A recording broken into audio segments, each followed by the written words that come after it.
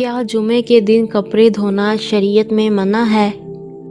جمعے کے دن کپڑے دھونا، صفائی کرنا بالکل بھی منع نہیں ہے۔ اگر کوئی کہتا ہے تو اس سے اس بات کی دلیل پوچھیں۔ بلکہ جمعہ کے دن کپڑے دھونا، صفائی ستھرائی کرنا شریعت میں مطلوب ہے۔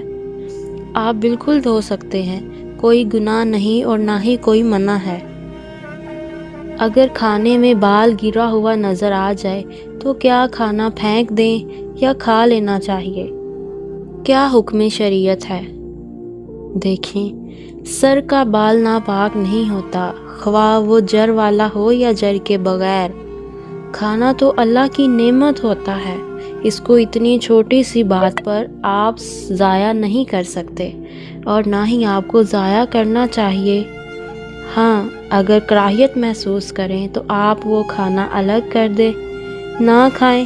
پھینکنا تو ٹھیک نہیں۔ اللہ کی نعمت کو اس طرح ضائع کرنا اسلام میں منع ہے۔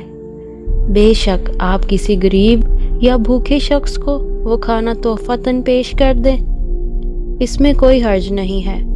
خواہ آپ بتائے بغیر بھی دے دیں، آپ پر کوئی گناہ نہیں۔ جس طرح بچا ہوا کھانا کسی کو دے دیا جاتا ہے، طبیعت جسے کھانے کو نہ کرتی ہو، اسی طرح بال نکال کر وہ کھانا آپ کسی غریب کو کھلا کر دعا لیں، نہ کہ اسے ضائع کر کے نعمت خداوندی کی ناشکری کریں۔